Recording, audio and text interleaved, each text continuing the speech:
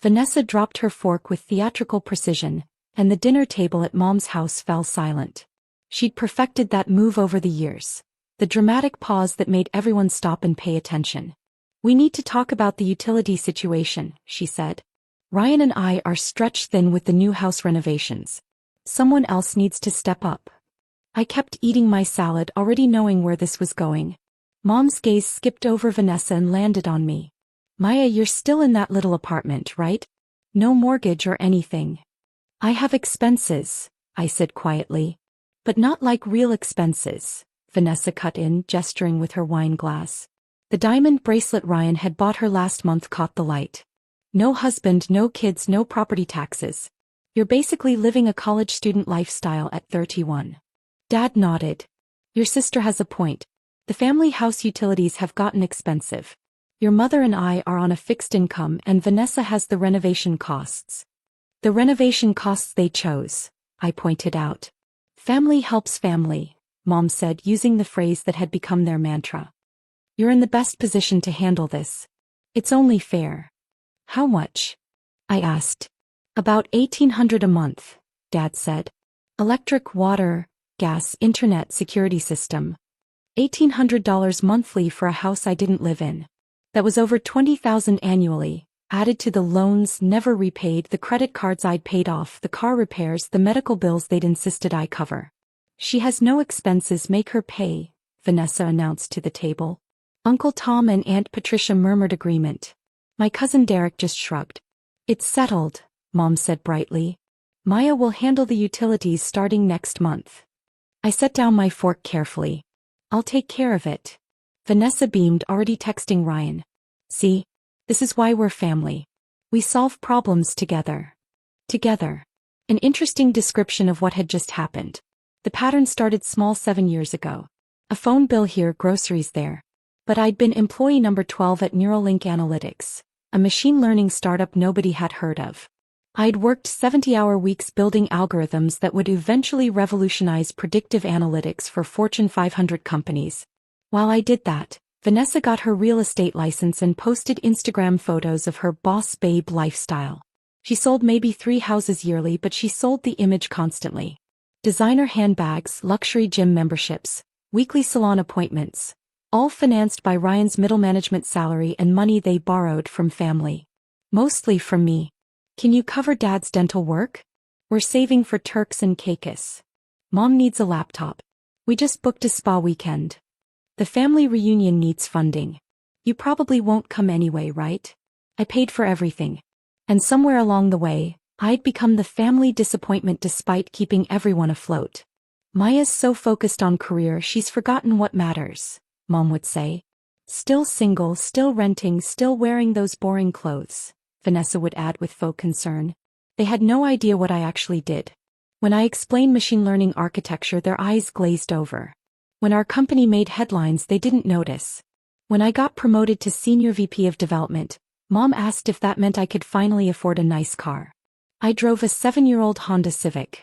I lived in a modest 1-bedroom. I wore jeans and hoodies because that was tech culture. And I owned 11% of Neuralink Analytics, valued at $2.3 billion in our Series D funding round. The family had no idea. I'd kept it quiet, watching them, wondering when they'd stop seeing me as their personal ATM. That moment never came. So I'd started making different plans. 3 months later, my phone buzzed with Vanessa's mass text. "Huge news. Ryan and I are throwing a party next Saturday. Black tie. Major announcement. Everyone must come. No excuses, Maya. That means you too." I smiled. Next Saturday. The timing was almost poetic. The Forbes 30 Under 40 in Technology list was being released that morning. I'd gotten the courtesy call that I'd made the list, ranked in the top 5. They'd confirmed my net worth for the article. I texted back, "I'll be there." Vanessa's party was everything I expected. Their renovated house was filled with real estate friends and Ryan's co-workers, everyone drinking top-shelf liquor and pretending to be more successful than they were. I arrived in a simple black dress I'd owned for years. "You couldn't dress up more?" "Vanessa went to so much trouble," Mom said. I grabbed champagne and found a quiet corner. My phone had been buzzing all evening. The Forbes list went live at 6 a.m. and notifications hadn't stopped. LinkedIn was exploding. Journalists were requesting interviews. In 2 hours, the Forbes Instagram account would post a spotlight feature on me, the highest-ranked person on the list from our region. I watched Vanessa work the room, her hand constantly moving to her stomach. That was the announcement. She was pregnant. At 8:30, Vanessa clinked her glass. Everyone. Ryan and I have incredible news. We're pregnant. The room erupted. Mom screamed, rushing to hug her. Dad wiped his eyes. And, Vanessa continued, we're buying the lake house. Our baby will grow up with summers on the water. More applause. I clapped politely, doing math. The lake house was listed at $1.2 million. On their income, they'd need excellent credit they didn't have. But that was their problem now. At 8:45, the murmurs started. Wait, is that? Pull up Forbes right now. Phones came out across the room. Faces turned from screens to me and back again. Vanessa's friend Monica approached with her phone extended. Vanessa, isn't that your sister? The room went quiet. Vanessa took the phone and I watched her face drain of color. Maya made the Forbes list, she said, strangled. That's nice, honey, Mom said absently. Number 3, someone called out. Maya Chin, Senior VP at Neuralink Analytics. Net worth estimated at $253 million. Absolute silence. That can't be right, Vanessa said, voice rising. Maya works in tech support or something. She drives a Honda Civic, I finished calmly. Yes. I also own 11% of a company worth $2.3 billion. But you. Mom's voice trailed off. I paid your utilities? Dad's dental work, Mom's laptop, the family reunion, Vanessa's wedding flowers, Ryan's car repair, the roof replacement. I sipped my champagne. Yes. I did all of that. You let us think, Vanessa started. I let you think what you wanted, I corrected. I told you about my work, my promotions, our funding rounds. You weren't listening. You were too busy deciding I was the family failure who should subsidize everyone else. Ryan's face went pale. The utilities, Dad said slowly. I've been paying a lot more than that for a lot longer, I said. But the utilities were the final straw. Vanessa announced I had no expenses and should fund everyone's comfort. She said to make me pay.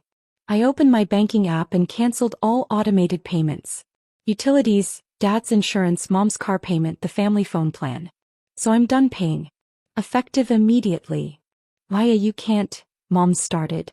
I've spent 7 years contributing over $30,000 annually to this family. That's $210,000 not counting unpaid loans. And I got treated like the poor relation who should be grateful to help. Guest had backed away. The party atmosphere had evaporated. You're being vindictive, Vanessa hissed. This is my announcement party. Forbes did that. I just showed up like you demanded. You have millions, Ryan said desperately. You can't cut off your parents. Watch me. I've arranged for a financial advisor to meet with you Wednesday at 2 p.m. He'll explain how your situation changes without my subsidies. Bring your bills. This is cruel, Mom said, tears forming. No. Cruel is demanding money while mocking my success.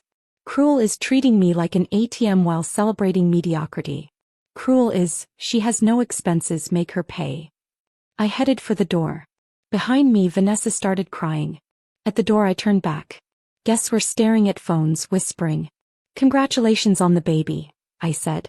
And good luck with the lake house. I hope you figured out financing without counting on my credit because I froze my reports last month. Identity theft protection. You understand. The next morning, Dad called at 7 a.m. The power's out. The electric company said the account was closed. Correct. I was paying that bill. I'm not anymore. Paya, please. The financial advisor's name is Marcus Chen.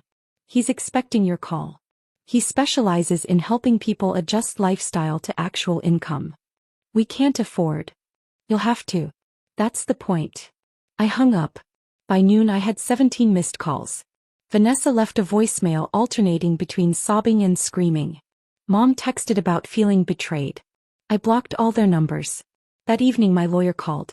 Your sister is asking about loan options for the lake house. Absolutely not. I told them. I also informed them that future requests should go through my office, And you won't accept any for minimum 2 years. Perfect. After he hung up, I stood at my apartment window watching city lights. Tomorrow a board meeting. Next week interviews about the Forbes ranking. Next month a keynote in Singapore. My phone buzzed once more. An unknown number. You'll regret this when you need family. I deleted it without responding. I'd needed family for 7 years. They'd been too busy demanding payments to notice. Now their power was out, their bills were due, and their golden child was discovering real financial pressure. Me. I was finally free. The city lights spread before me, bright and clear and entirely paid for by my own success. No family obligations. No guilt trips. No more playing the role they'd assign me. Just the truth finally visible to everyone. Sometimes the most powerful thing you can do is stop paying for people to underestimate you. The Forbes list had simply turned the lights on.